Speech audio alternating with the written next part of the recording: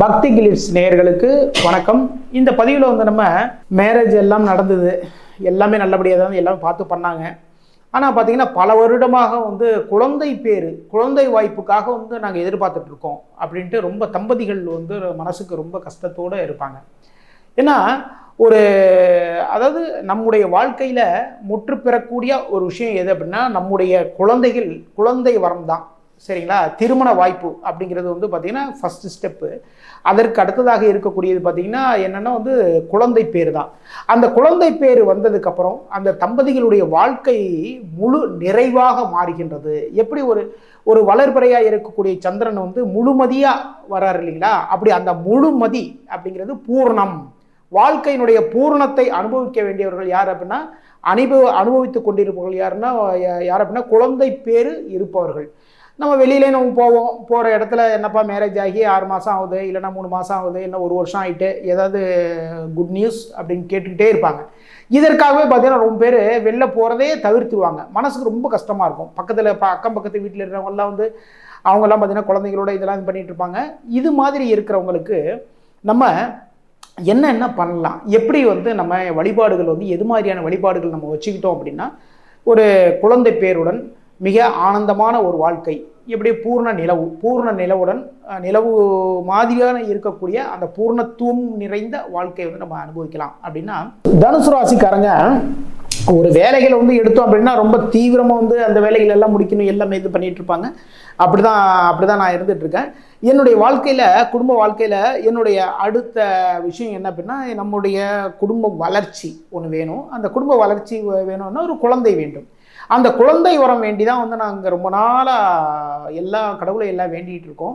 இருந்தாலுமே வந்து அந்த பாக்கியம் வந்து நமக்கு அமையாமல் தள்ளி போயிட்டே இருக்குது. அப்படின்னா நீங்கள் முருகப்பெருமான் வழிபாடு பண்ணுங்கள். தனுசு ராசிக்காரங்க முருகப்பெருமான் வழிபாடு பண்ணுங்கள். அந்த முருகப்பெருமான் வழிபாட்டின் மூலமாக குழந்தை பேரு உங்களுக்கு உண்டாகும். அந்த முருகப்பெருமானே உங்களுக்கு வந்து குழந்தையாக உங்களுடைய கைகளில் வந்து தவழ்வார். சரிங்களா?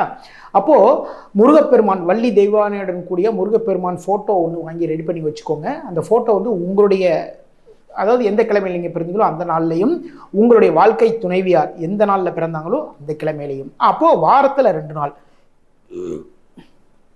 வாரத்தில் வந்து அந்த 2 நாட்கள் வந்து வழிபாடு பண்ணுங்கள். அந்த வழிபாடு பண்ணுறது வந்து 2 பேருமே சேர்ந்து தான் பண்ணணும். சரிங்களா? அதுக்கு வந்து இத்தனை நாள் பண்ணுவோம் அந்த கணக்கெல்லாம் கிடையாது. உங்களுடைய மனசுக்கு பிடிச்ச மாதிரி எத்தனை நாட்கள் வேண்டுமானாலும் இந்த வழிபாடு செஞ்சுட்டே இருக்கலாம். வழிபாடு செஞ்சிட்டு இருக்கும்போதே உங்களுக்கு குழந்தை வரத்தை அந்த முருகப்பெருமான் அள்ளி கொடுப்பார். சரிங்களா? அப்போ முருகப்பெருமானுக்கு வந்து என்ன நைவேத்தியம் பண்ணலாம்? செவ்வாழைப்பழம் நைவேத்தியம் செய்யலாம். மிக சிறப்பு. செவ்வாழைப்பழத்தை வச்சு நைவேத்தியம் பண்ணுங்கள். 2 பேருமே முருகனுடைய ஸ்தோத்திரங்கள், கந்த சஷ்டி கவசம் இதெல்லாமே பாடுங்க. முக்கியமாக பார்த்தீங்கன்னா 2 பேருமே சஷ்டி அன்னைக்கு வந்து விரதம் இருக்கலாம், செவ்வாய்க்கிழமை அன்னைக்கு வந்து விரதம் இருக்கலாம். இப்படி பண்ணோம் அப்படின்னா மிக அற்புதமான பலன்களை அள்ளி தருவார் முருகப்பெருமான். அப்போது இந்த விரதங்கள் எல்லாமே இருக்கும். அந்த விரதத்தை அன்னைக்கு பார்த்தீங்கன்னா செவ்வாழைப்பழத்தை வச்சு கும்பிட்டதுக்கப்புறம் பார்த்தீங்கன்னா ஒரு பழத்தை எடுத்து 2 பேருமே ஒரு தேனில் வந்து நினச்சி 2 பேருமே வந்து சாப்பிடுங்க. சரிங்களா? 2 பேரும் பகிர்ந்து சாப்பிடுங்க. அதுக்கப்புறம் பார்த்தீங்கன்னா மிச்சம் இருக்கிற பழத்தை வந்து குழந்தைகளுக்கு, அக்கம் பக்கம் வீட்டில் இருக்கக்கூடிய குழந்தைகளுக்கு எல்லாருக்குமே கொடுங்க. ஓகே. அப்போது தனுசு ராசிக்காரங்க எந்த கோவிலுக்கு போகணும் அப்படின்னா பழமுதிர்ச்சோலை. சரிங்களா? பழமுதிர்ச்சோலையில் தான் பார்த்தீங்கன்னா முருகப்பெருமான் தன்னுடைய வாழ்க்கை துணைவியோடு கூட வந்து பழமுதிர்ச்சோலையில் இருக்காரு. அந்த பழமுதிர்ச்சோலைனா வந்து எவ்வளோ அற்புதமான ஒரு இடம் அது. சரிங்களா? அந்த பழமுதிர்ச்சோலையில் இருக்கக்கூடிய முருகப்பெருமானை வணங்குவதற்காக நீங்கள் எந்த நாளில் வந்து நீங்கள் பூஜை பண்ணீங்களோ அதே நாளில் போகலாம். சரிங்களா? உங்களுடைய பிறந்த நாள்லையும் போகலாம், உங்களுடைய துணைவருடைய பிறந்த நாள்லையும் இப்போ பிறந்த கிழமையிலையும் வந்து போகலாம். சரிங்களா? அதாவது எந்த கிழமையில வந்து இங்கே பூஜை பண்ணீங்களோ வாரத்தில் 2 கிழமை வந்திருக்கும், அந்த 2 கிழமையும் பூஜை பண்ணியிருப்பீங்க.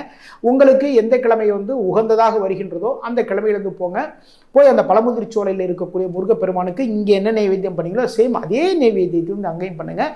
பண்ணதுக்கப்புறம் பார்த்தீங்கன்னா அந்த வாழைப்பழத்தை வந்து வர்ற குழந்தைகளுக்கு எல்லாருக்குமே கொடுங்க, தம்பதிகளுக்கு கொடுங்க. எல்லாரும் கொடுத்ததுக்கப்புறம் நீங்கள் 2 பேருமே சேர்ந்து சாப்பிடணும். ஒரு பழத்தை 2 பேருமே பகிர்ந்து உண்ண வேண்டும். நீங்கள் ஒரு வாய் சாப்பிடுங்க, உங்களுடைய துணைவியாருக்கு வந்து ஒரு வாய் ஒன்று கொடுங்க. இதை மாதிரி வந்து பகிர்ந்து ஒரு வாழைப்பழத்தை சாப்பிடுங்க. அந்த கோவிலில் ஒரு 1/2 மணி நேரம் வெயிட் பண்ணுங்கள். அங்கேயே இருந்து அதாவது மனசுக்கு பிடிச்ச மாதிரியான நல்ல விஷயங்கள் எல்லாமே பேசுங்க. இப்படி இந்த வழிபாடுகள் பண்ணிங்கன்னு வச்சுக்கோங்களேன், தனுசு ராசிக்காரர்களுக்கு வந்து குழந்தை பேருங்கிறது உங்களை தேடி வரும்.